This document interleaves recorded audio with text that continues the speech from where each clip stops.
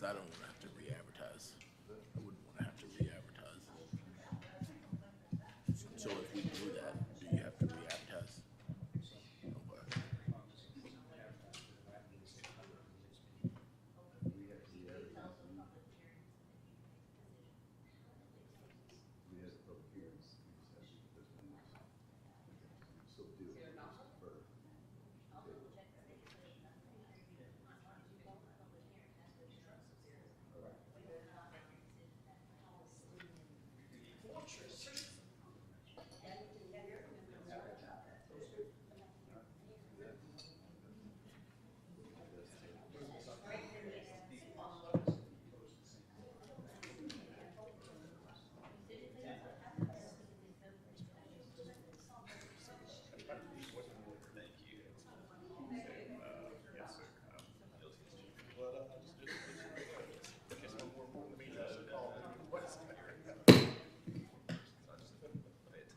Okay. Meeting will come to order. Ms. Watkins, will you please call the roll?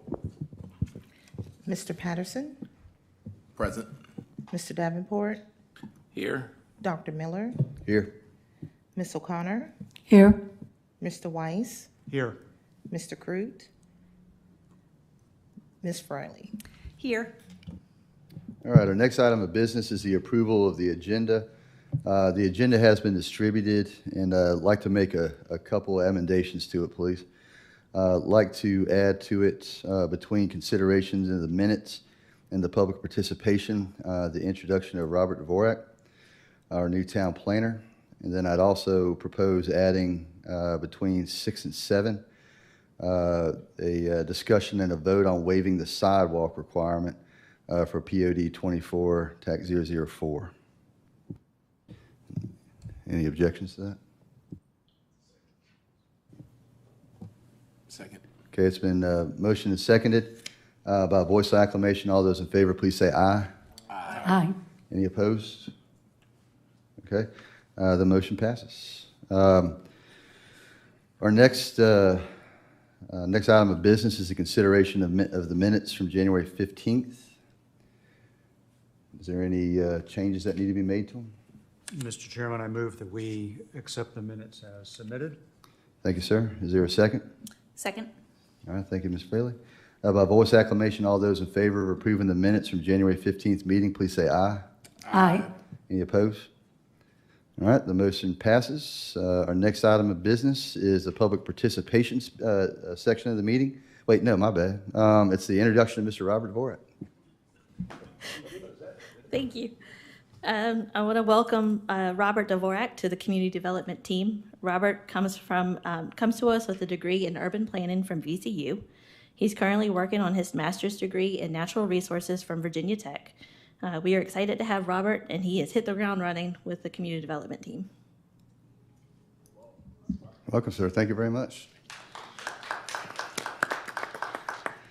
All righty. Our next item of business is the public participation section. Speakers have 3 minutes to make statements on non-agenda items. Ms. Watkins, do we have anyone signed up? No, sir. All right. Thank you very much. The next item of business is the public hearing for CUP 25 TAC 003. Adam Blinko's request for a conditional use permit for an accessory dwelling unit per Town Code Section 29 TAC 2020A. The 0.402 acre site is located at 709 High Street. Property is owned R1, low density resolution. Mr. Dvorak, would you care to present the staff report?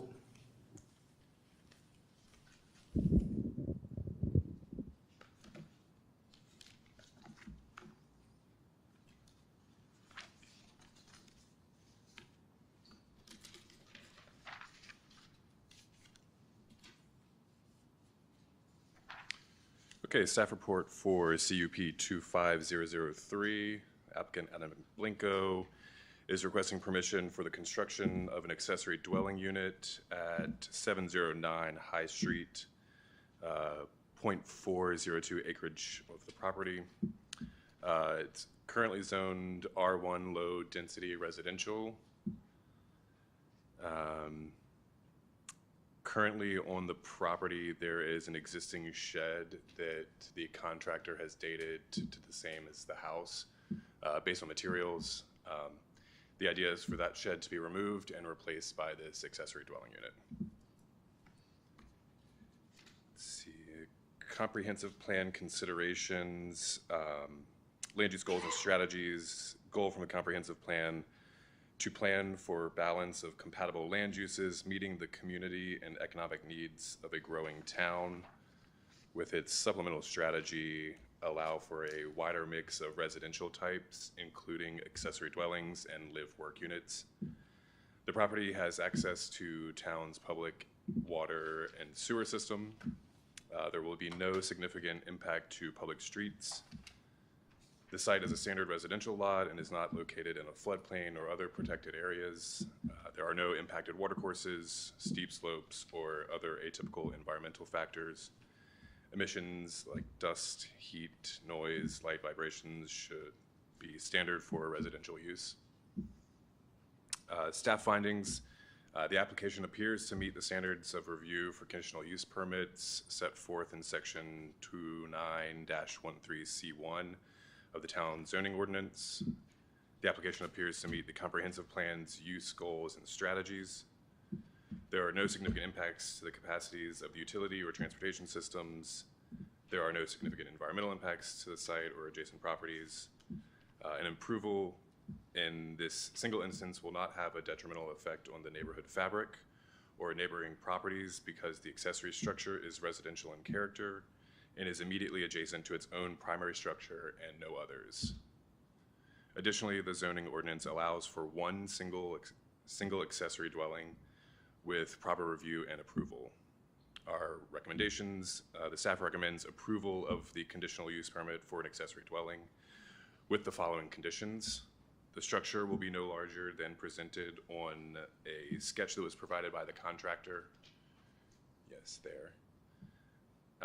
It'll be a one-story, 20 by 26 accessory dwelling unit. The structure shall comply with all setback requirements that apply to the primary structure. Only one accessory dwelling unit shall be allowed on the lot or parcel of land. No recreational vehicle may be used as an accessory dwelling. An accessory dwelling shall comply with all applicable requirements of the State Department of Health and the Virginia Uniform Statewide Building Code. No signage, advertising, or promoting the existence of the structure shall be permitted on the exterior of the structure or anywhere on the property. And the town may revoke the permit if the permit holder violates any provision of this section. And that's what we have for the staff report. Happy to answer any questions. Thank you, sir. Well done. Any questions? Mr. Chairman, I have a couple, please. Sure. On the diagram that's up right now, Yes. there's no indication of the setback, which would be the rear setback, which would be the top of this diagram to the back property line. Do you know what that distance is, what that proposed distance is? From the rear, from the. Right, so the way this is oriented, the top of the diagram is actually pointing to the rear of the property. We do not know. Okay. Getting a site plan has been a little bit of a struggle for this project. So we have gestures of the other two corresponding dimensions, but not that one. Okay. It is a fairly deep lot, Right. so there is plenty of space to work with. Okay. I would just encourage staff to make sure that this is surveyed and ultimately that Correct. that top part of the diagram is no closer than 25 feet Absolutely. to the rear, which I think is Ashley and I were talking about this, I think that's the applicable, and there are two different setbacks, but I think this one would be 25 feet. Yep. Yep. And also, I noticed that the side setback, which looking at the diagram would be on our right, that's shown as 16 feet. The required setback is 15 feet, so it's just 1 foot. So again, I think it would make sense to have a surveyor make sure these distances are correct. Correct. Yep. And we've had a few conversations with the contractor and made it clear that there should be no deviation on that side of the building, that if you have to expand, it should be in the other direction. But we have now since established conditions that prevent the dimension of the property or the structure from changing, so. Yep. How tall is the planned unit? We have not seen construction drawings for this. They are waiting until it's approved before they go further with that. Other questions? All right, thank you, sir. Appreciate it. Thank you. Okay, typically, this is the point in time when we get a statement from the applicant, but they do not appear to be in the audience. So we're going to go ahead and move to open up the public hearing. Do I hear a motion to have a public hearing on CUP TAC 003? So move. It's been motioned by Mr. Patterson, Second. second by Mr. Davenport. All those in favor, please say aye. Aye. All right, Ms. Watkins. I have 4 speakers signed up tonight, and I have one public comment statement that I need to read from a citizen first. This statement is from Catherine H. Andrews, resident of 704 High Street. Dear Ms. Watkins, my name is Kathy Andrews, and I live at 704 High Street. I received a letter concerning a public hearing related to the request for a conditional use permit for an accessory dwelling unit at 709 High Street, a property across the street from me. Due to a prior commitment, I will not be able to attend this meeting. However, I would like to express my concerns. If the accessory unit is for family members, I do not have objections, other than a concern about parking. If a different use is intended, I have many concerns. I do not favor an accessory dwelling unit for general rental purposes. While I realize that parking is allowed on both sides of the street, on this part of High Street, the issue of parking on the street concerns me. Difficult conditions can easily be created for those of us trying to get out of the driveways. Not everyone on my side of the street has access to off-street parking. This becomes an issue when vehicles are lined up the block, leaving only the driveways open. Fortunately, everyone on the other side of the street does park off of the street, with the exception of occasional vehicles parked on the street. When vehicles are lined up on both sides of my driveway, I cannot see oncoming traffic from either direction. This is a fairly regular occurrence. I have witnessed this as an occasional problem for my downhill neighbors as well, because there is usually no one parked on the other side of the street. There is a little wiggle room for a vehicle to move over should one be coming that I cannot see until I actually ease out of the center of the street, into the inner center of the street. Not all drivers traveling up and down High Street obey the speed limit. Regardless of the purpose of the unit, if the accessory dwelling has inhabitants with vehicles that will be parked on the street, this problem will be compounded. Not only will the wiggle room disappear, but also sightlines for the residents exiting their driveways on that side of High Street could also be obscured. For general traffic safety, the owner of the property should have to provide off-street parking based on the number of the unit sleeps if an accessory dwelling unit is approved.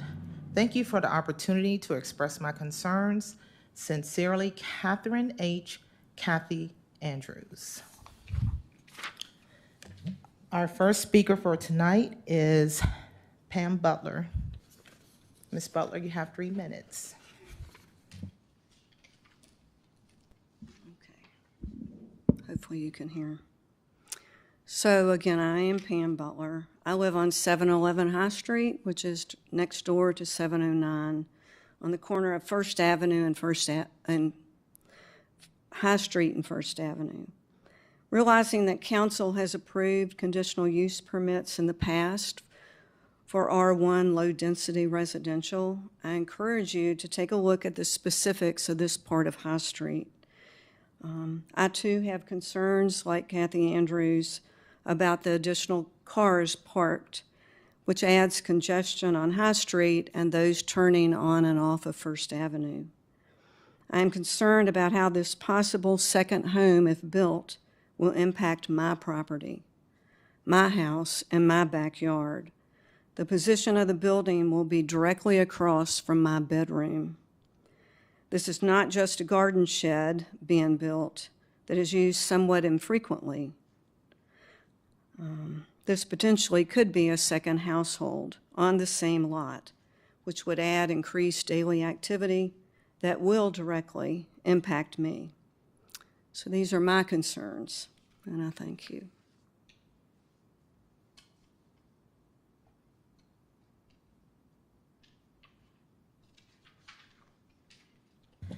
Candy Dowdy. Ms. Dowdy, you have 3 minutes.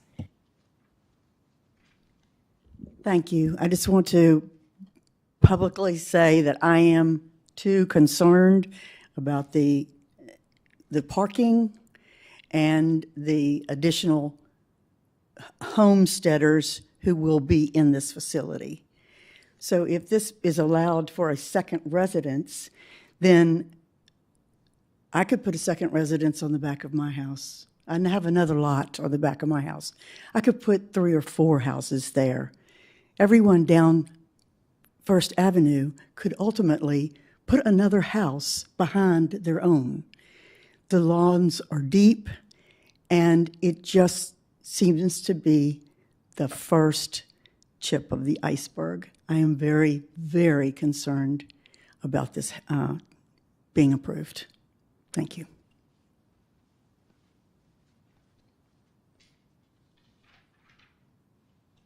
Faye Green.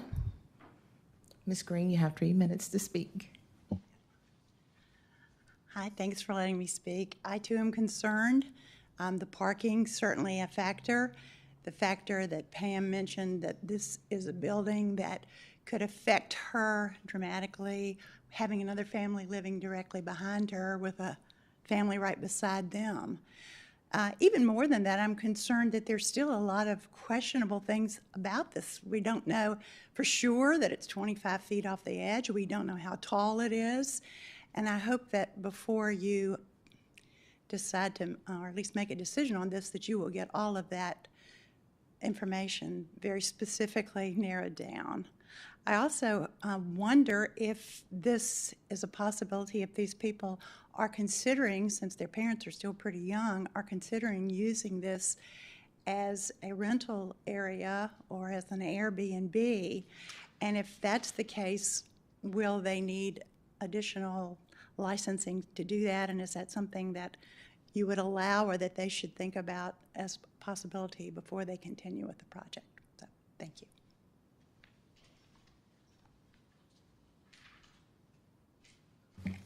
Sherry Swenson. Ms. Swenson, you have 3 minutes to speak. My name is Sherry Swenson, and I live at 408 3rd Avenue, just a couple of blocks away from the property in question. And I just worry about the precedent that it's setting to put another structure on a lot. And I agree with the concerns about a lot of the unknowns on this specific property, the height of the building. It seems like we don't know all the information that we probably should to make a decision like this.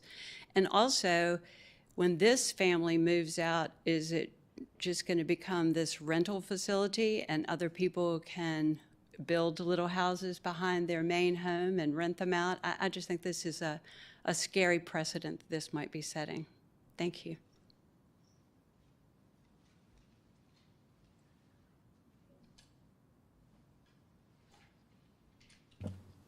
That's it, Mr. Chairperson. That's all. Thank you. All right. Ms. Watts, can we allow? Sure, who's that? Can you please come? Thank you. My name is Elizabeth Taylor Carter. I own the property straight across the street from the property in question. No one's pointed out that High Street is a unique property in that part of the day you're blind if you're coming from downtown. It's dangerous from High Street. People can't see. People don't understand if they go really fast there. Little children can run in the street. We don't need anything in that neighborhood that's going to increase the traffic, particularly with the sun the way it is and you're blind all afternoon most of the day or most of the year. Thank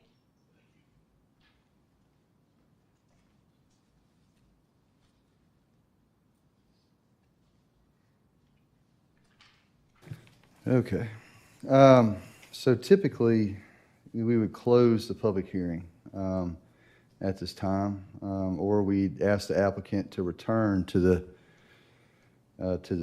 speaker, to the microphone, and answer some of these questions that have been brought up about the potential usage. I mean, all we have in front of us now is, they say it's a guest house for family members. And, we have, what the zoning ordinance allows, which includes, though this is not referenced in here, it allows short-term rentals in R1. But I imagine that the public, if not the commission, would probably appreciate some answers from the applicants themselves and allow them to kind of share their perspective. So I think we could go one of two ways here. We could close the public hearing and move to deliberation and make a vote based on and deliberate, make a recommendation to the council based on the information that we have in front of us and the input of the public.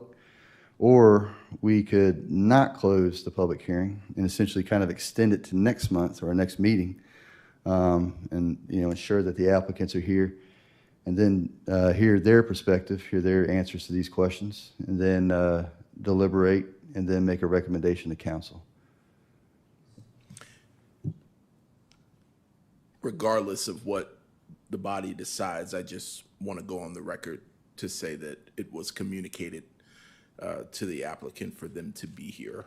And so I hate the fact that we would potentially delay it, but do agree that there are a significant amount of outstanding questions that make it tough to render a decision at the moment. Do we know why the applicant isn't here? Oh, okay. So we don't know if something came up, an emergency, or just, we don't know if they're thinking about withdrawing the application either? We just don't know? Okay. What would the body prefer to do? Do I hear a motion one way or the other? I move that we continue the public hearing until our next meeting to ask the applicant to come before us and provide some additional information, perhaps work with staff to get some of those technical answers, if possible, and to be able to answer some questions that we as a commission have. Ms. Fraley has moved to defer the deliberation and the vote to recommend to council until our next meeting. Do I hear a second? Mr. Chairman, I'll second it, but I'd like to add at least three specific questions for staff to pursue with the applicant before the next meeting. But Yes, sir. We can do that during discussion. Yes, sir. So Mr. Weiss, you second it? Yes, I second. Okay. Any further discussion? By a voice vote, all those in favor of continuing the public hearing and deferring the deliberation and the recommendation vote till our next meeting, please say aye. Aye. Any opposed? Oppose. Mr. Patterson, you oppose? So Mr. Patterson opposes. Okay. All right. Our next item of business is. Can I say what those questions were Certainly, for sir. staff? Yes, sir. Thank you. Going back to my earlier comment, to ascertain exactly where they propose to put this on the lot, particularly with reference to the back property line, that's one. Two, how does the applicant plan to accommodate parking, or propose to accommodate parking for this? Because we really can't regulate, and the town can't really enforce who's in that house. Are they family members or not? But we can regulate parking, at least to some degree. And then thirdly, and this is a somewhat technical point, I wonder if this would be increasing a nonconformity. And let me explain. I know this lot has probably been drawn and subdivided for a long, long time before the current town code. But the town code would require an R1 dwelling unit to have a minimum road frontage of 80 feet, as I understand the requirements. And just looking at this diagram, if these numbers are right, their frontage doesn't add up to 80 feet. It's smaller. And so I just wonder, by allowing more occupancy, a second house effectively on this, are we improperly increasing a nonconformity? If you follow the issue I'm raising. I mean, the house, it's not like the current house needs to be torn down. It's just that by adding to the dwelling, if you will, by this accessory, are we increasing a nonconformity? So, and I don't know the answer to that, but I think it's, to the point earlier about the precedential value of this, I think one of the last things we want to do is make a nonconforming matter worse. Yeah, and I think going back to your point of asking for a survey, if they can show the property lines with the dimensions and then the location of the ADU, that would answer both of those questions with one drawing. They could supply that. Could I add to it the height? There was a concern about the height. Should be a fairly straightforward question to answer. Especially since it's conditioned on 1 story. Well, well, well. Look who walked in. We have some questions for you, Mr. Blanco. Would you care to step to the microphone, please? Timing, good timing, sir. Good timing. Apologize, I was not aware I was on the agenda tonight. Okay. So, Mr. Blanco, so we've heard the town planner has reported his, given his report, and we had a public hearing. And so typically, the applicant has a chance to kind of make a statement, which typically just kind of, provides like it's an opportunity to kind of explain, what the plan is here. But then also we have some questions kind of stemming from the submitted documents, but also I imagine given some of the public's input. So if you'd like to take this opportunity to just give an overview of. Sure. Just what the structure is supposed to be for, things like that. Can I ask that you use the microphone, please? Sorry, it's a little low. Thank you. I suppose the structure is going to just be a small residential structure. The ideal would be to one day my in-laws, if they decide to move in closer to town, might use that as a domicile. And it will replace basically what used to be just a glorified shed in the same places where that was, generally the same footprint, but a little larger. That's about it. Thank you, sir. I don't have any questions. You want to start with the questions? Yeah, Mr. would love to just kind of hear thoughts in terms of plans for parking. And then, between the time that the property is built, is there any intended use in the immediate future? Sure. I don't have anybody immediately lined up to live there. It's possible that in the future I could see someone renting that on a semi-long-term basis. As far as parking, the driveway that we have is fairly long, so plenty of parking in that for, I don't know if you stacked them, probably 5 or 6 cars, but there's also 2 spots in front of our house on High Street, which would be designated for parking.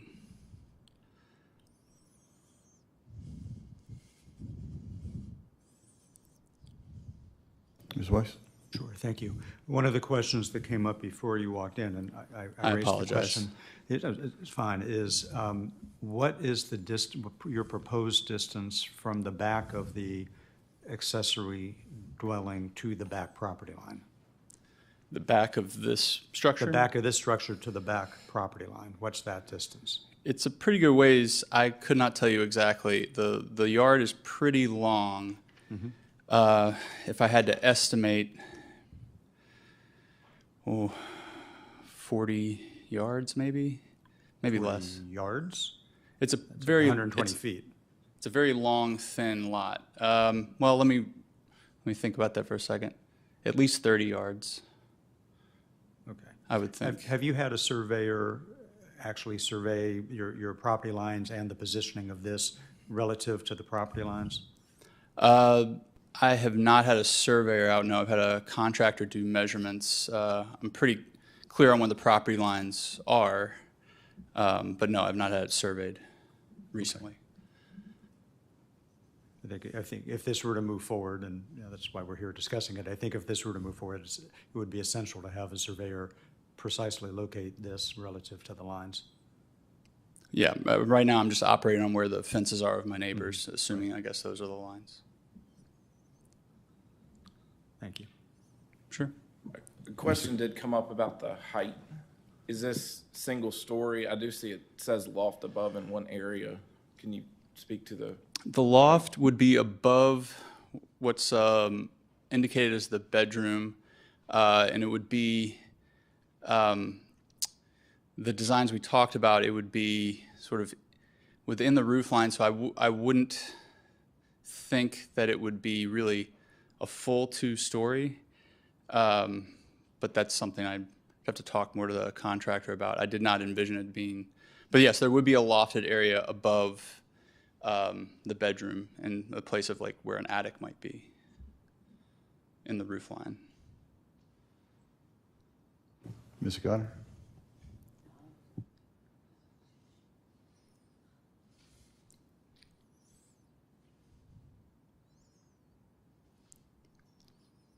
Other questions?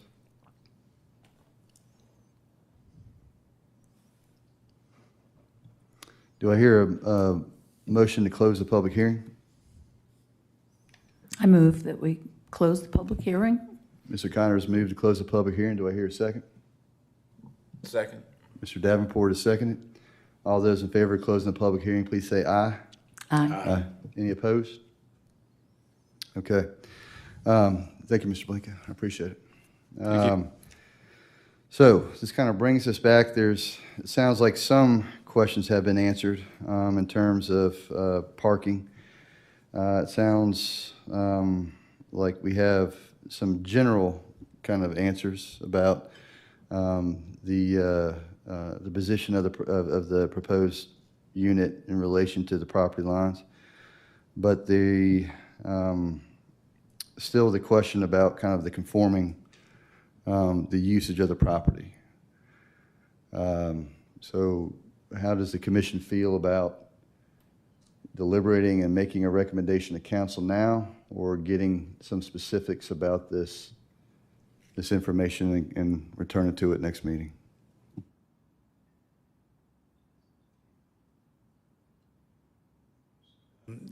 Just to comment in fairness to the applicant, this conformity, nonconformity point that the chairman just mentioned has to do with, I don't know the answer to it. I don't think any of us know the answer to it right now.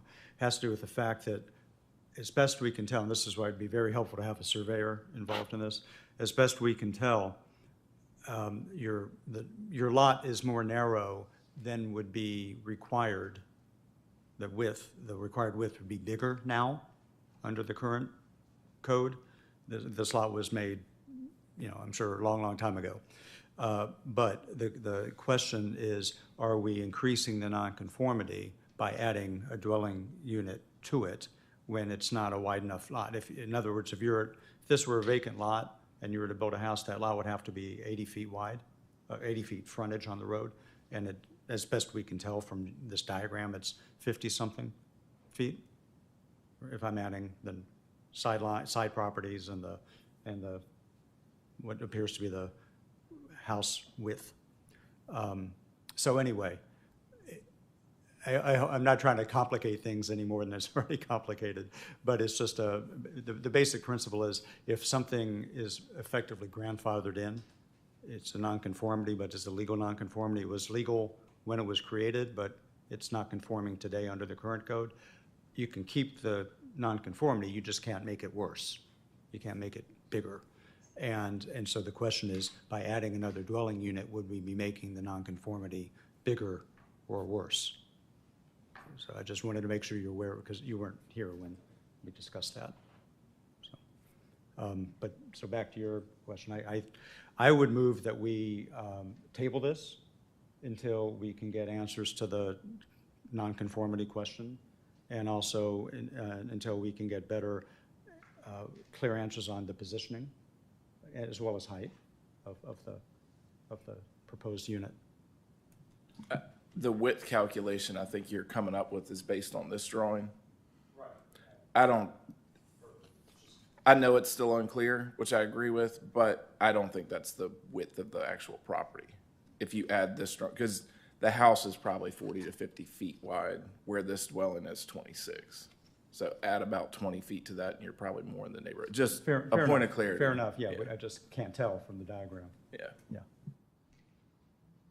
So it's been motioned to table the recommendation to council on Adam Blinko's request for a conditional use permit for an accessory dwelling unit.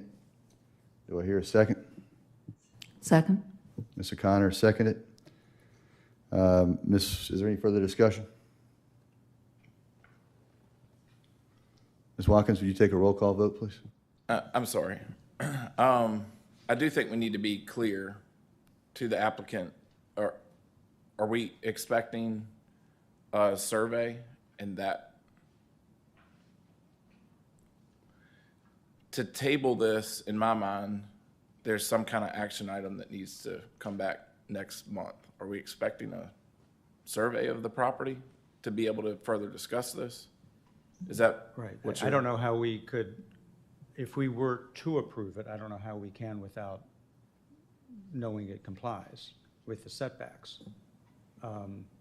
So we, yes, but if we were, I mean, if we were denied for that or other reasons, there's no reason for a survey.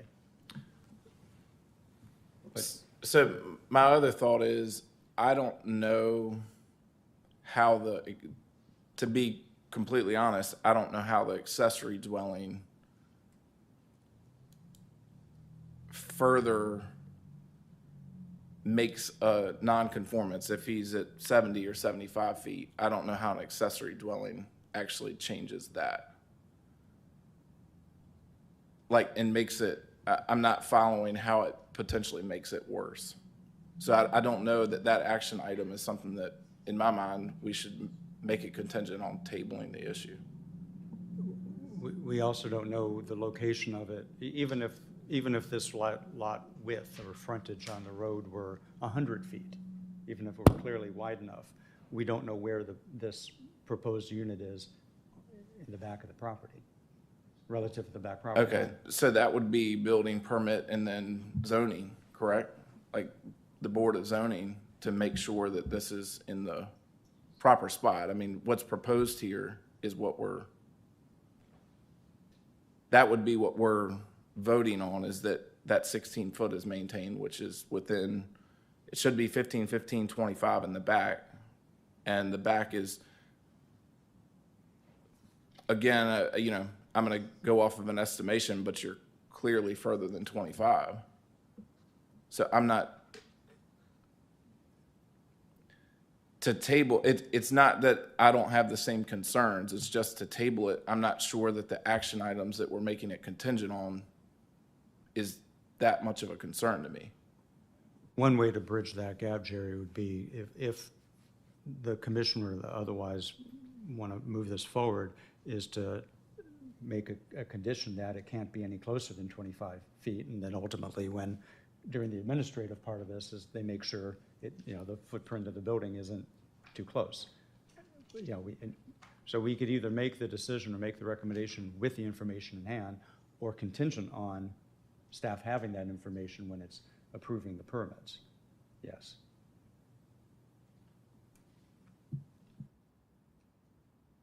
Either way, if we're inclined to recommend approval of this at all, it can't violate the setbacks.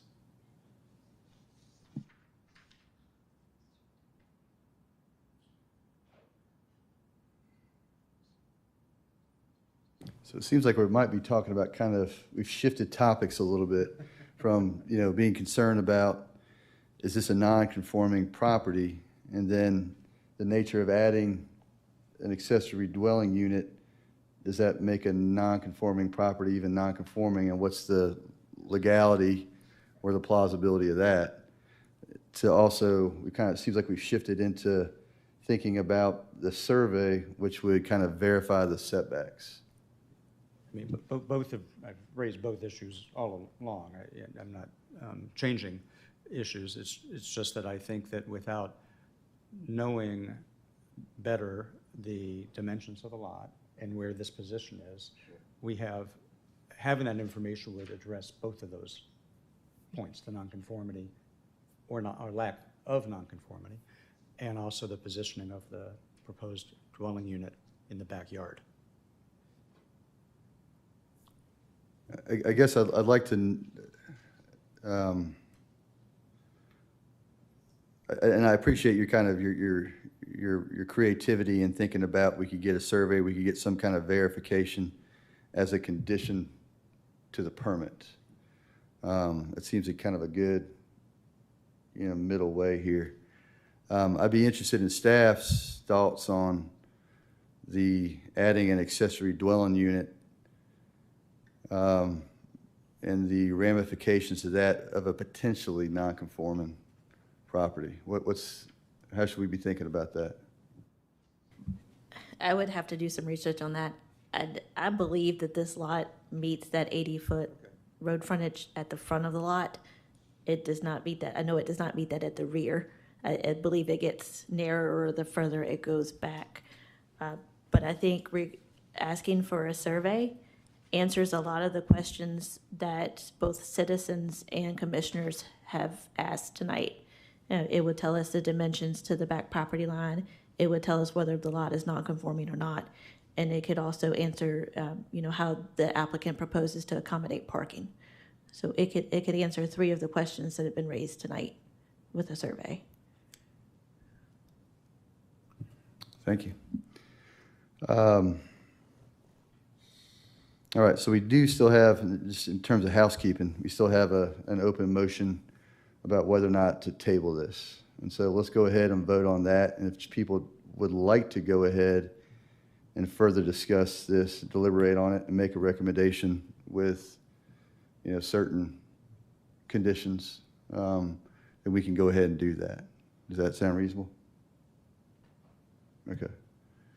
So Ms. Watkins, would you please take a roll call vote? And the voting question is whether or not we wish to table Mr. Blinko's application for conditional use permit for an accessory dwelling unit until our next meeting. Okay, would you mind, Mr. Chairperson, reiterating the motion and the second, please? Yes, ma'am. So the motion that was offered by, I forgot who offered it by now. You did, right? Yeah, Mr. Weiss did, and Ms. O'Connor seconded it.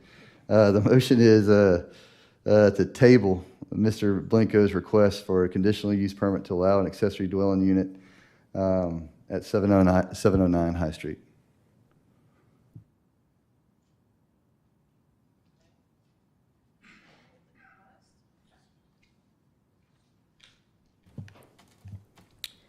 Ms. O'Connor?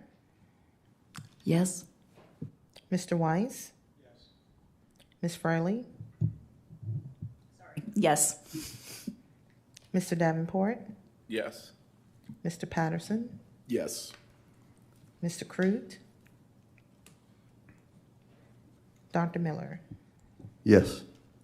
All right, so the motion passes. Mr. Blinko's, the consideration and recommendation to council for Mr. Blinko's request for a conditional use permit to allow accessory dwelling unit at 709 High Street is tabled until next meeting. I'd be obliged if staff could please coordinate with the applicant to determine the appropriate means by which to get some of the answers to these questions so we can move forward. Thank you. Our next item of business is a discussion and a vote on waiving the sidewalk requirement. If you could please turn to the back of the packet for POD 24 TAC 004.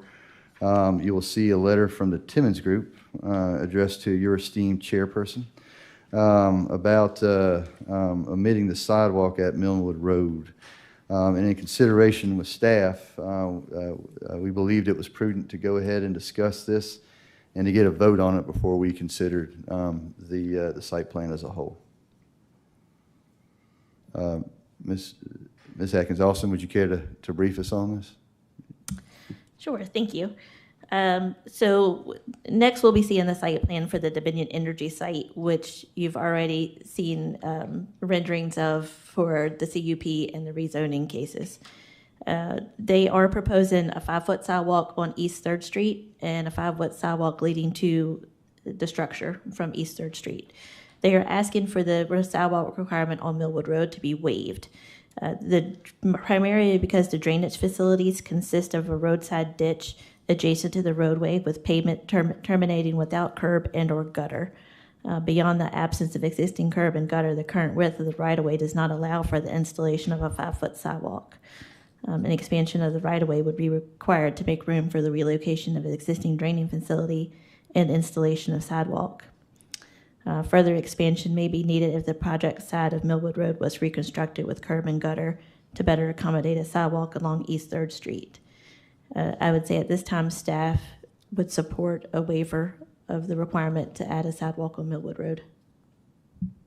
I can take any questions. Any questions for Ms. Atkins Austin? Ms. Fraley? I just want to confirm, I'm pretty sure I know this answer, but there is no other sidewalk on Millwood in that area. Correct. No other sidewalk in that area.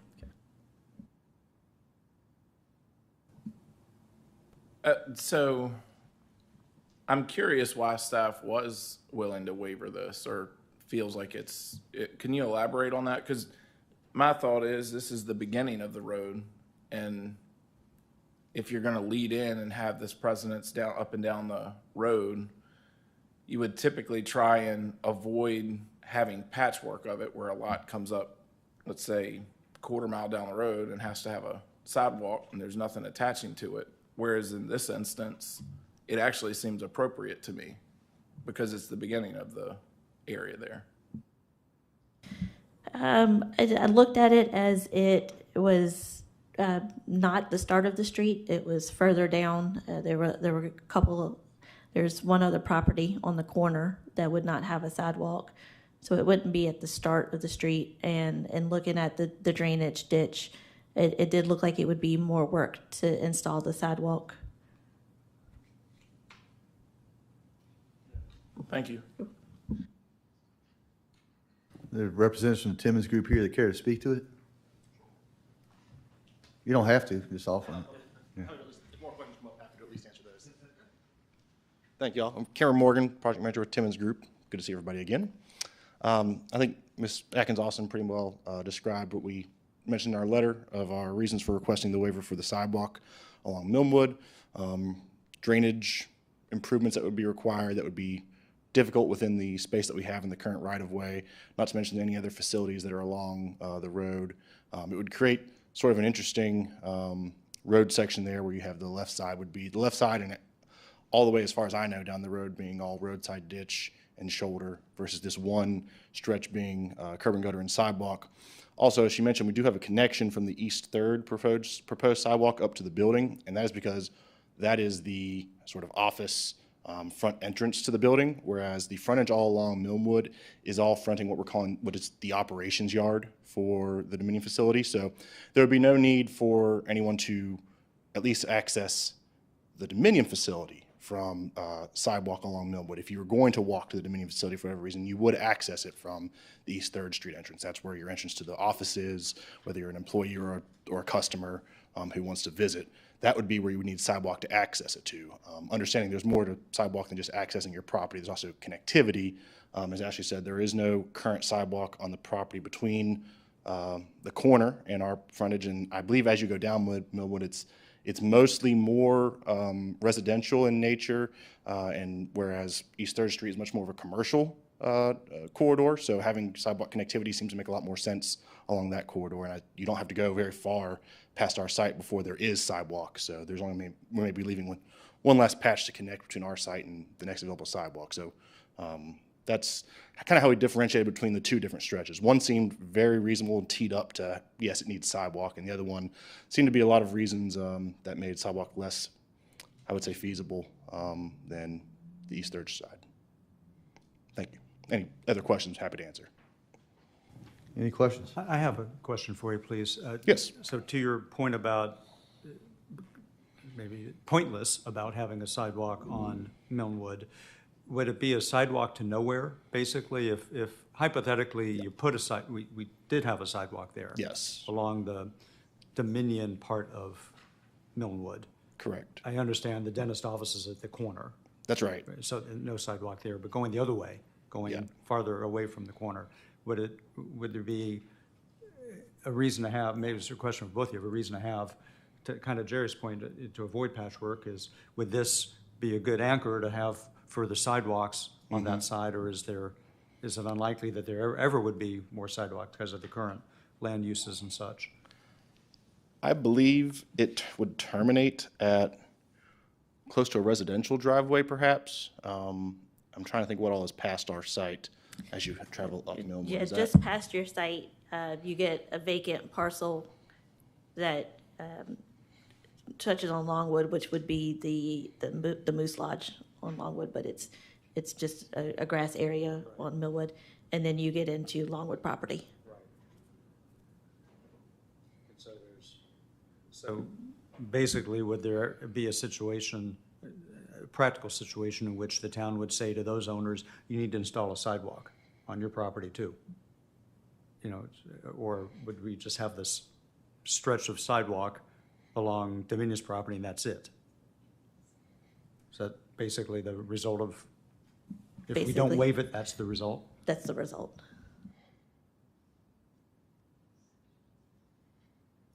Mr. Patterson? Need to be a motion. Yes, if someone would care to make a motion. I move that we approve the recommendation from the town to eliminate the sidewalk requirement. A motion has been made by Mr. Patterson to waive the sidewalk requirement for POD 24 TAC 004. Do I hear a second? Will you specify on Millwood Road? On Millwood Road, Friendly. On Millwood Road. Do I hear a second? Second. Mr. Davenport, second. Is there any further discussion? Ms. Watkins, would you please take a roll call vote? Mr. Patterson, Yes. Mr. Davenport, Yes. Dr. Miller, Yes. Ms. O'Connor, Yes. Mr. Weiss, Yes. Mr. Crute, Ms. Fraley. Yes. All right, the motion to waive the sidewalk requirement for POD 24 TAC 004 on Millwood Drive passes. I don't know, I thought it was kind of a poetical ending, like the Shel Silverstein Memorial Sidewalk, where the sidewalk ends. Okay. But Mr. Weiss, you are an attorney, sir, and I'm really happy to help you cultivate your poetical soul. Recovering attorney, I stand corrected. Please let the. All righty, our next agenda item is POD 24 TAC 004, the site plan for Dominion Energy's office expansion at 1609 East 3rd Street. Ms. Atkins Austin, would you please give us a staff briefing? Yes, thank you.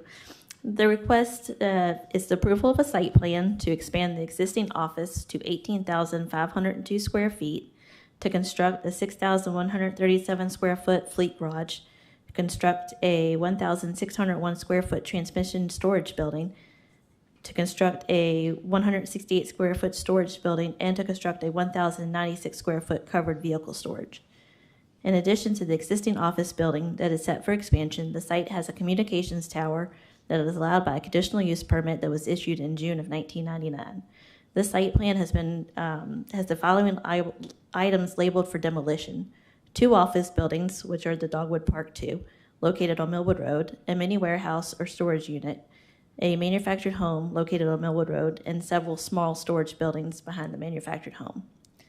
The site was part of 2 conditional use permits to allow for a public maintenance and service facility to support a public utility, and 2 rezonings to rezone certain parcels from R1 low density residential to B3 highway commercial. All cases were heard and approved by Planning Commission and went on to Town Council where they were approved as well. The applicant has submitted a preliminary lot consolidation plat. The consolidation plat accomplishes vacating interior lot lines between parcels 0023A090A35, Lot 30A, Lot 30, Lot 34, and 0023A915A and 23A915B. And it creates one parcel containing 6.721 acres. Parcel 23A9A30B, which contains the communications tower, will remain a separate parcel. The site is located in the enterprise zone. The future land use map shows this area is general commercial. There are adequate provisions for water supply and sanitary sewer facilities. The office space will have a 6-inch sewer line that runs from the building to a manhole located in the right-of-way on East 3rd Street. The existing water line from Millwood Road to the building will remain. The water lines to the manufactured home and the office buildings on Millwood Road will be removed. The fleet garage and transmission building will have new water and sewer lines. The site is located on East 3rd Street and Millwood Road. The site plan proposes closing the manufactured home entrance and the 2 entrances to the office buildings on Millwood Road. The site plan shows the commercial entrance on East 3rd Street remaining and the commercial entrance to the Dominion Energy site on Millwood Road remaining. Both entrances meet VDOT standards for commercial entrances. The site plan shows construction of a 5-foot sidewalk along East 3rd Street and connection to the building. The site plan shows 74 parking spaces and 5 ADA spaces provided. The site is not located in a floodplain or other protected area. The site plan meets the requirements for setback and screening.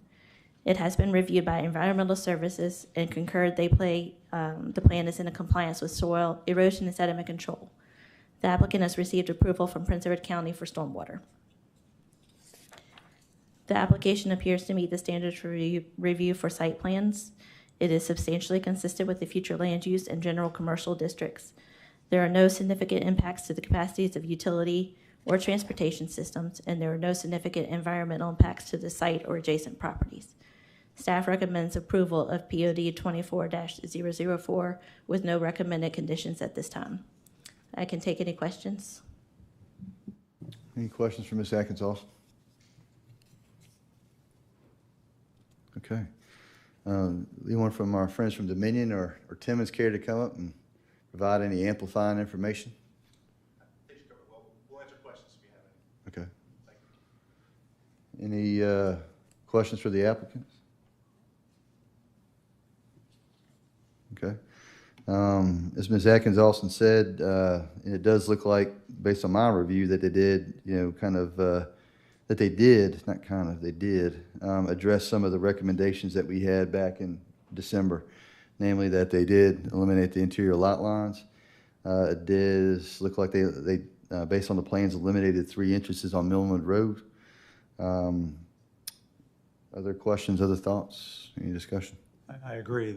I think the applicant has checked all the boxes, but also addressed our requests from before. Which I appreciate.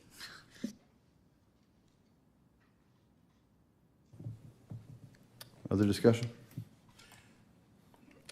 I move that we approve. Okay, it is, Mr. Patterson has motioned, has made a motion that the Planning Commission approve POD 24-004. Second. Mr. Weiss has seconded it. Any further discussion? Remind you that this kind of stops with us. That does not go to council for review or for approval. Ms. Watkins, roll call vote, please. Ms. O'Connor? Yes. Mr. Weiss? Yes. Ms. Furley? Yes. Mr. Davenport? Yes. Mr. Patterson? Yes. Mr. Crute? Dr. Miller? Yes. All right, the motion passes. Thank you all very much for your patience and time and your due diligence with this project. Good luck. Our next item of business is new business. Any additional or amplifying information on the staff and department updates? Updates on cases from January. So CUP 25-001, which was the residential house on East Third Street, was approved by council. Rezoning 25-001, which was Dominion, was approved, and CUP 25-002, which was also Dominion, was approved. The next Planning Commission meeting is scheduled for Wednesday, May 21st, 2025 at 7 p.m.